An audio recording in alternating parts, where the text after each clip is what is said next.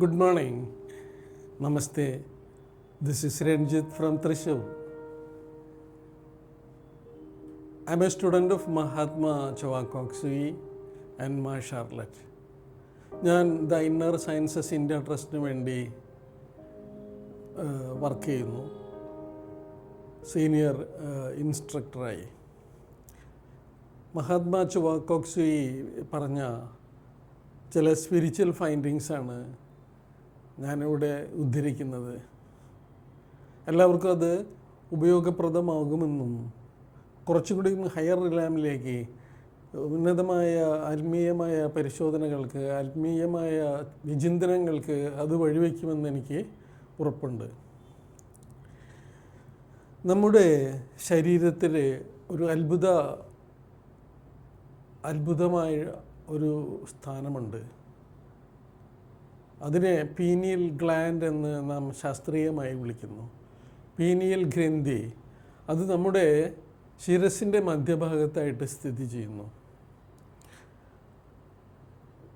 Pineal ഗ്ലാൻഡിനെ കുറിച്ച് നാം വേറെ പല വീഡിയോ കൊണ്ടും പറഞ്ഞിട്ടുണ്ടെങ്കിലും വ്യത്യസ്തമായ രീതികളിലുള്ള കാര്യങ്ങളാണ് ഇവിടെ ഉദ്ധരിക്കുന്നത്.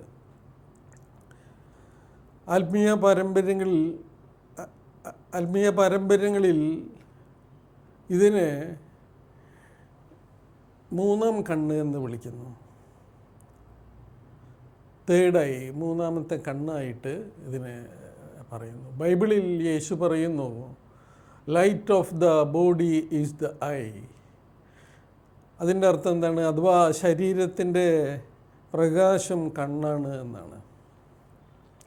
ഇത് സാധാരണ ഒരു കണ്ണിനെ കുറിച്ചല്ല പറയുന്നത്.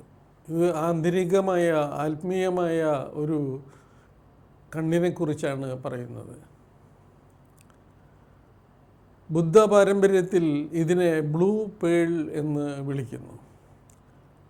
ആത്മീയ ഗുരുക്കന്മാർ പറയുന്നത്, നാം ആന്തരികമായി ധ്യാനം ചെയ്ത് ഈ കേന്ദ്രത്തിൽ ശ്രദ്ധ കേന്ദ്രീകരിക്കുമ്പോൾ ശരീരം മുഴുവനും ആത്മീയ പ്രകാശം കൊണ്ട് നിറയുന്നു.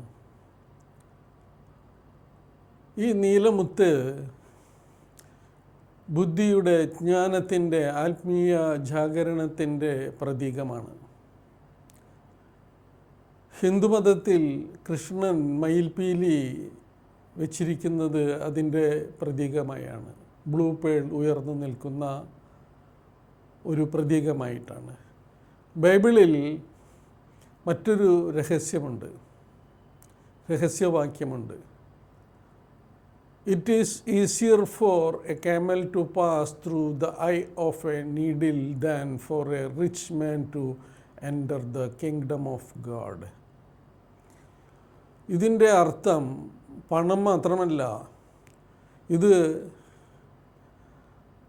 അറ്റാച്ച്മെൻറ്റിനെയും അനാവശ്യ ആഗ്രഹങ്ങളെയും സ്വാർത്ഥതയെയും അഹങ്കാരം എന്നിവയെയും സൂചിപ്പിക്കുന്നു. അതായത് ഒരാൾ വളരെയധികം ബന്ധങ്ങളും ആഗ്രഹങ്ങളും പിടിച്ചു നിൽക്കുമ്പോൾ അവന് ആത്മീയമായി ഉയരാനായി സാധിക്കില്ല എന്നാണ് അർത്ഥം.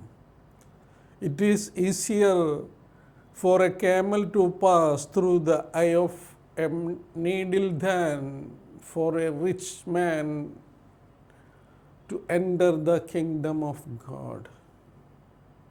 നമ്മുടെ അറ്റാച്ച്മെൻറ്റ്, സ്വാർത്ഥത, ആഗ്രഹങ്ങളുടെ മുകളിലുള്ള ആഗ്രഹങ്ങൾ, അഹങ്കാരം, ഇങ്ങനെയൊക്കെയുള്ള കാര്യങ്ങൾ നിലനിർത്തുകയാണെങ്കിൽ അവന് മുകളിലേക്ക് ഉയരാനുള്ള മാർഗമില്ല.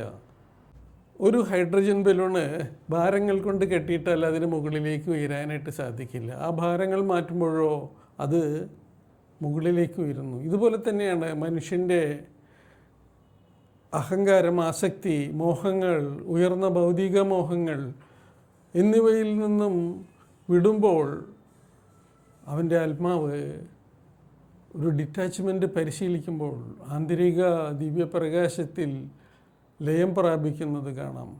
അതാണ് ആത്മീയ യാത്രയുടെ രഹസ്യം.